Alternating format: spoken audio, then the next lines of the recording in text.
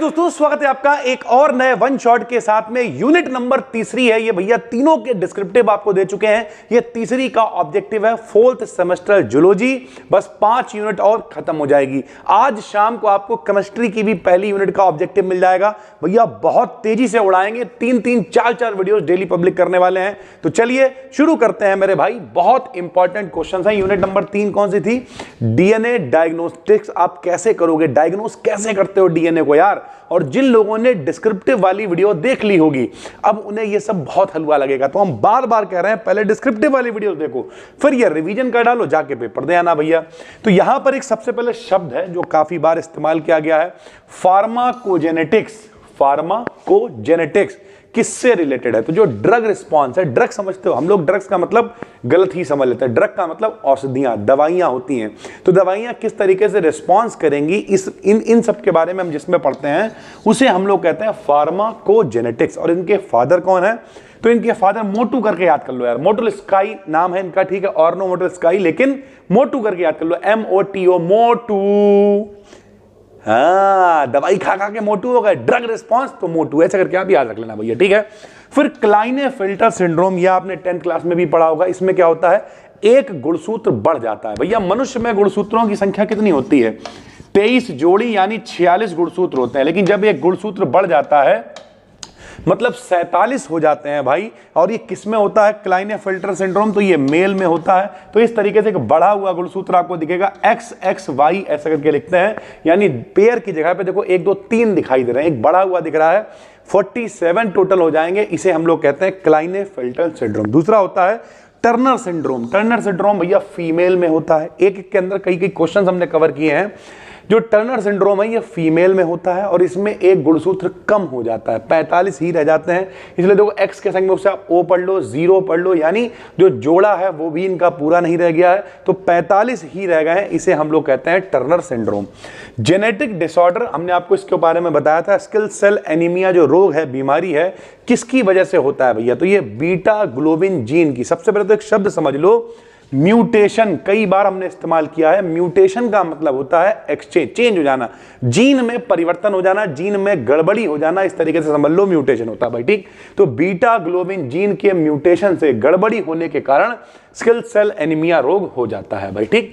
Same sequencing in their DNA. जरा ध्यान से समझिए, हमने आपको डीएनए फिंगरप्रिंटिंग बताया था और उसमें हमने आपसे कहा था कि दुनिया में कोई इंसान उठा के ले आओ, उसके फिंगरप्रिंट मैच नहीं करेंगे, डीएनए पैटर्न मैच नहीं करता है। कब तक? अगर वो मोनोजाइगोटिक ट्विंस होंगे, जुड़वा बच्चे हैं एक ही जाइगोट से बने हुए, तब उनका जो डीएनए पैटर्न है, सीक्वेंसिंग है, वो सेम हो सकता है। उसके अलावा आप दुनिया के कोई 2 इंसान ले आइए, उनका डीएनए पैटर्न सीक्वेंस कभी भी मैच नहीं करेगा भाई, ठीक। Which enzyme is responsible for cDNA synthesis? पिछली 3 यूनिट में हम आपको सिखा चुके हैं। C फॉर होता है कॉम्प्लीमेंट्री डीएनए। जब आप बाहर से कोई बढ़िया जीन लेके आते हो और भैया नया जो डीएनए बनाते हो, उसे कहते हैं रिकॉम्बिनेंट डीएनए या फिर कॉम्प्लीमेंट्री डीएनए हम लोग बोलते हैं। इसमें भैया रिवर्स ट्रांसक्रिप्टेज एंजाइम का इस्तेमाल होता है भाई, ठीक है। Which drug would be best to use on a patient who has just had a heart attack? जैसे अभी अभी हार्ट अटैक आया है, उसके लिए किस ड्रग का इस्तेमाल सबसे अच्छा रहेगा? तो भैया थोड़ा सा लंबा नाम है, टिश्यू प्लाज्माइनोजेन एक्टिवेटर। यानी एक्टिवेट कर दे हमारे ऊतकों को, तो टिश्यू प्लाज्माइनोजेन एक्टिवेटर का इस्तेमाल करेंगे अगर किसी को हार्ट अटैक आ गया।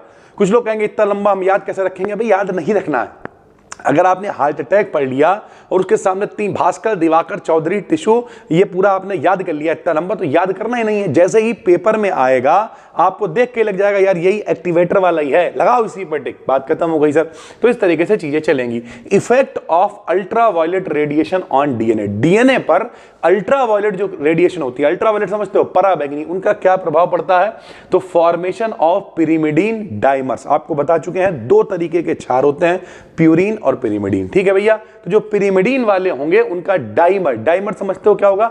आपस में जुड़ना शुरू कर देंगे। जैसे 1 और 1 2 हैं, दोनों जुड़ गए तो पहले सिंगल वाला मोनोमर कहलाता है, 2 जुड़ेंगे तो वो डाइमर कहलाएंगे, और बहुत सारे जुड़ते हैं तो उन्हें हम लोग पॉलीमर कह देते हैं भाई, ठीक है। तो रेडिएशन से क्या होगा? जो पिरिमिडीन है उनके डाइमर्स का फॉर्मेशन होना शुरू हो जाएगा। सेक्स लिंक्ड इनहेरिटेंस, सरल भाषा में कहें तो भैया जो गुणसूत्रों पे डिपेंड करेगा वो हम लोग को क्या कहते हैं, सेक्स लिंक हेरिटेंस को ही हम लोग हीमोफीलिया रोग भी कह देते हैं। ध्यान रखिए, हीमोफीलिया जो रोग होता है वो हमेशा एक्स गुणसूत्र के कारण होता है, वाई से इसका कोई लेना देना नहीं होता है। तो एक क्वेश्चन पूछा गया है कि हीमोफिलिक फादर यानी जो पिताजी हैं उन्हें हीमोफीलिया है, पिताजी का मतलब क्या होगा, एक्स वाई, ठीक, और एक्स के कारण होता है, इसका मतलब मेरे भाई जो हीमोफीलिया वाला मामला है तो ये है, सीधी सी बात है। नॉर्मल मम्मी एक्स जो है वो नॉर्मल है, ठीक, इनसे कोई लेना देना है नहीं क्योंकि ये तो नॉर्मल है। मेल चाइल्ड पैदा हुआ, जो बच्चा पैदा हुआ वो मेल पैदा हुआ। मेल कब होगा, जब यहां से वाई मिला होगा, यहां से एक्स मिला होगा तो ये मेल होगा। दोनों जगह से एक्स हो जाए तो वो फीमेल हो जाएगा। तो भैया अगर मेल बच्चा पैदा हुआ है तो उसके हीमोफिलिक होने के चांस क्या है, 0% चांस है। क्यों, क्योंकि जो पिताजी हैं उनमें जो एक्स है वो हीमोफीलिया को शो कर रहा ना, वाई से लेना देना नहीं है। और बच्चा होगा, लड़का होगा तो लड़के होने के लिए वाई ही चाहिए, तो एक्स से कोई लेना देना है नहीं, यानी 0% चांस है कि लड़के में भी हीमोफीलिया रोग हो जाए। फिर एक तरीका होता है, इस तरीके से भैया लिख के कई बार आ जाता है कि भैया अगर जो क्रोमोसोम्स हैं, क्रोमोसोम समझते हो गुणसूत्र, अगर वो 2n+1 हो जाए, जैसे अभी हमने आपको ऊपर 2 बीमारियां दिखाई क्लाइनेफिल्टर सिंड्रोम में 23 दूनी 46, ऐसे समझ लो, +1 हो गया 47 हो गए, तो +1 तब हम लोग इसे बोलते हैं ट्राइसोमिक। और जब एक कम हो जाए 45 रह गया तो उसे बोलते हैं मोनोसोमिक, यानी एक गुणसूत्र कम हो गया। ट्राई में भैया 2 से 3 हो गए, ट्राई यानी 3 हो गए, ठीक। Most commonly occurring variant in human genome, जो मनुष्य का जीनोम स्ट्रक्चर है, पूरा जीन का जो पूरा स्ट्रक्चर है उसमें सबसे ज्यादा कॉमन क्या है, तो सिंगल न्यूक्लियोटाइड पॉलीमॉर्फोफिज्म, ठीक है भैया, सिंगल न्यूक्लियोटाइड पॉलीमॉर्फिज्म जो स्ट्रक्चर है वो सबसे ज्यादा पाया जाने वाला जीनोम स्ट्रक्चर है भाई, ठीक। फंक्शन ऑफ अ मोनोक्रोमेटर इन अ स्पेक्ट्रोफोटो, अब ध्यान से समझिए भैया, स्पेक्ट्रोफोटोमीटर क्या करेगा, स्पेक्ट्रोफोटोमीटर, फोटो का मतलब होता है प्रकाश, जहां कहीं भी हम लोग प्रकाश वगैरह को मीटर करें, ऑब्जर्व करेंगे, उसे स्पेक्ट्रोफोटोमीटर कहेंगे भाई, ठीक है। तो इसमें जो मोनोक्रोमेटर लगा होता है इसका क्या रोल होता है, तो डिवाइडिंग अ लाइट बीम, जो प्रकाश की बीम आ रही होगी, इनटू इट्स कंपोनेंट्स वेवलेंथ, यानी उसकी वेवलेंथ के टर्म में तोड़ देना।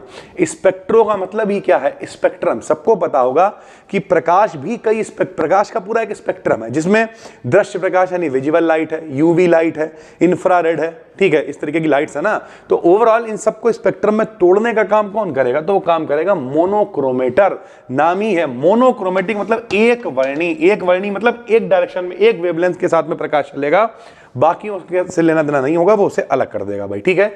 डीएनए लाइगेज, ये आपको बता चुके हैं, जो लाइगेज एंजाइम होता है, लाइगेशन प्रोसेस होता है काट के डीएनए को जोड़ने का, तो ये जोड़ने का काम करता है भाई। तो an enzyme that joins fragments, पिछली यूनिट में भी हम लोगों ने पढ़ा था, इन नॉर्मल डीएनए रेप्लिकेशन में जोड़ने का काम करता है, डीएनए लाइगेज कहलाता है।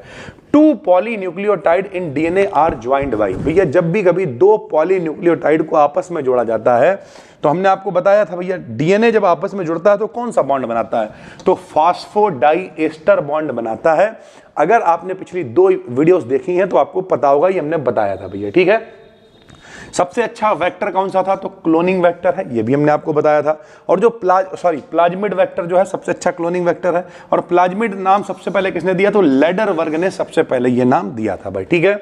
स्ट्रेप्टोमाइसिन, कल हमने इसका उदाहरण भी उठाया था, ये दवाई है। तो जो स्ट्रेप्टोमाइसिन एंटीबायोटिक है, ये कहां से बनती है, तो ये स्ट्रेप्टोमाइसिस ग्राइसिस से भैया हमें प्राप्त होती है, ठीक है। How many types of RNA polymerase are present in a bacterial system, अगर आप पूरा एक बैक्टीरिया का सिस्टम उठाओगे तो जो आरएनए पॉलीमरेज होंगे वो कितने होंगे, तो सिर्फ और सिर्फ एक आरएनए पॉलीमरेज पाया जाता है बैक्टीरिया के सिस्टम में। Sickle cell anaemia is caused due to, अभी आपको बताया भैया जो बीमारी होती है valine in place of glutamic acid, जब ग्लूटामिक एसिड की जगह पे वैलिन आ जाता है तब भैया ये कारण बनता है सिकल सेल एनीमिया के लिए। और ये भैया एक एग्जांपल भी है किसका, पॉइंट म्यूटेशन का। म्यूटेशन मतलब क्या होता है बता चुके हैं, चेंज हो जाना, परिवर्तन हो जाना। तो यह बिंदु परिवर्तन में होने का उदाहरण भी सिकल सेल एनीमिया को ही हम लोग लिख सकते हैं भाई, ठीक। पीसीआर टेक्नोलॉजी को किसने बताया, तो कैरी मोलिस इनका नाम है, पीसीआर पॉलीमरेज चेन रिएक्शन। पिछली यूनिट में इसका पूरा नाम हम आपको बता चुके हैं, इसलिए यहाँ पे दोबारा नहीं बता रहे हैं।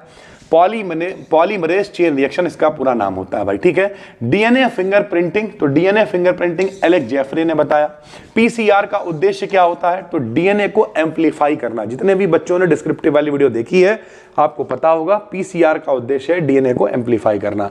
पीसीआर का पहला स्टेप क्या है, हमने पूरी पॉलीमरेज चेन रिएक्शन कराई हुई है डिस्क्रिप्टिव में, इसलिए हम बार बार कह रहे हैं, पहले उसे देखो। सबसे पहले उसमें हम लोगों ने डीनेचुरेशन किया था, यानी जो डीएनए है, पीसीआर का काम क्या, एम्प्लीफिकेशन का मतलब क्या, बढ़ाना और डीएनए की मल्टीपल कॉपीज बनाना। तो उसके लिए तो पहले डीएनए तोड़ना पड़ेगा ना।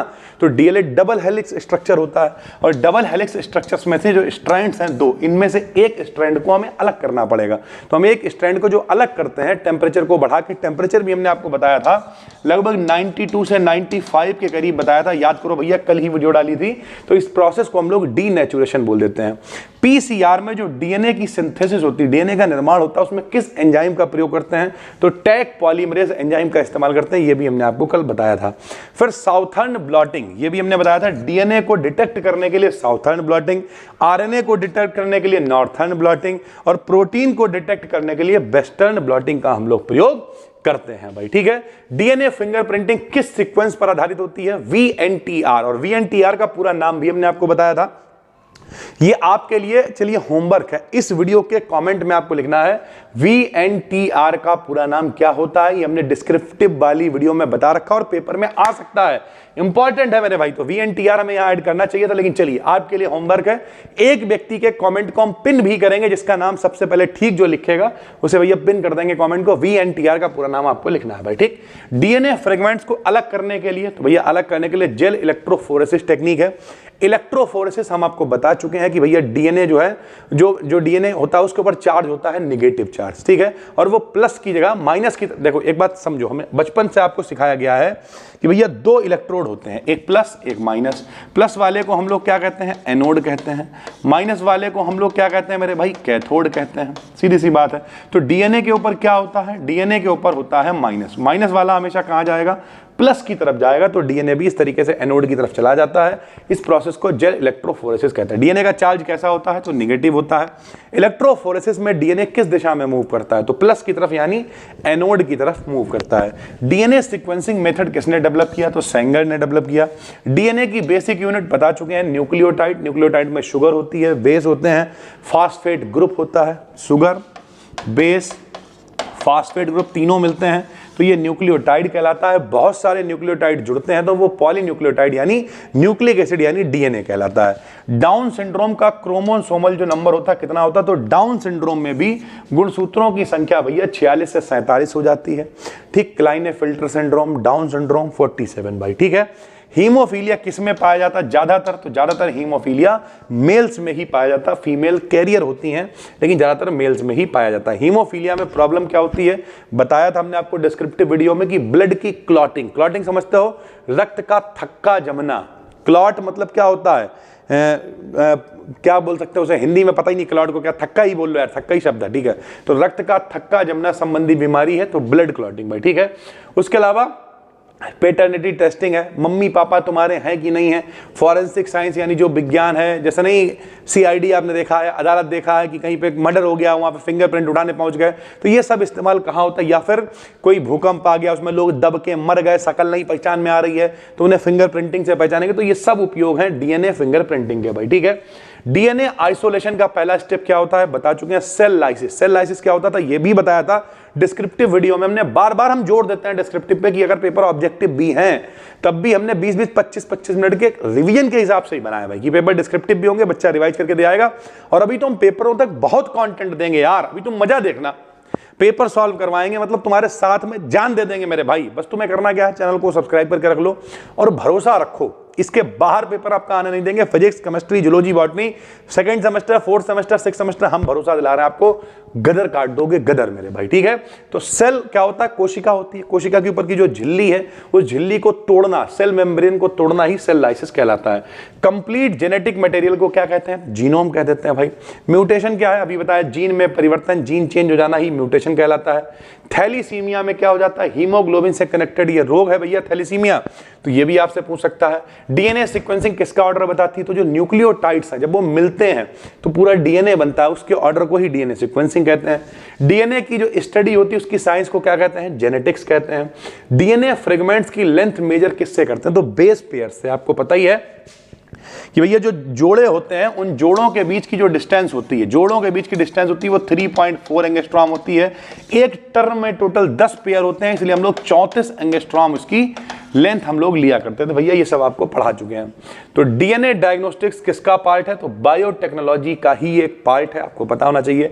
जीन थेरेपी कहाँ इस्तेमाल होती है, तो जितनी भी बीमारियां होती हैं जीन से संबंधी बीमारियां, उन्हें थेरेपी करने के लिए, ठीक है, उन्हें ट्रीटमेंट करने के लिए हम लोग जीन थेरेपी का इस्तेमाल करते हैं। डीएनए हाइब्रिडाइजेशन का प्रिंसिपल क्या होता है, तो आपको बता चुके हैं हम।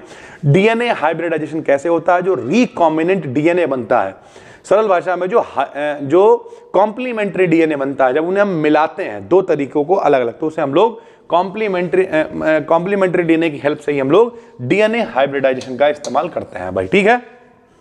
डीएनए फिंगरप्रिंटिंग में जो बैंड्स बनते हैं वो किससे बनते हैं, तो डीएनए के जो फ्रेगमेंट्स होते हैं उन्हीं से बनते हैं। डीएनए जो डायग्नोस्टिक्स है इसका एडवांटेज क्या है, तो जल्दी से जल्दी, अर्ली यानी जल्दी हम लोग बीमारी के बारे में पता लगा सकते हैं, ये डीएनए डायग्नोस्टिक्स का फायदा है मेरे भाई, ठीक है। तो ये लगभग छोटी यूनिट है, इससे लगभग 50 से 52 के करीब इंपॉर्टेंट ऑब्जेक्टिव क्वेश्चन है भाई। 3 यूनिट्स आपकी खत्म हो गई हैं, जब 8 यूनिट्स करा देंगे भाई, जो कि आज तारीख 14 या 15 होगी, मेरा पूरा प्रयास है 20 तारीख तक जूलॉजी खत्म कर दें। बॉटनी की जो लोग टेंशन ले रहे हो बिल्कुल टेंशन ना लो, करा हम सब देंगे और मार्च के अंदर ही कराएंगे। घबराना नहीं है, स्पीड बहुत तेजी से लेकर चलना है, बस भरोसा बना के रखना है। चैनल को सब्सक्राइब कर लेना है, डिस्क्रिप्शन में फ्री टेलीग्राम चैनल का लिंक है, क्लिक करके उसे ज्वाइन कर लेना, क्योंकि ये पीडीएफ वगैरह आपको वहां पर शेयर करते रहते हैं। थैंक यू भाई, धन्यवाद।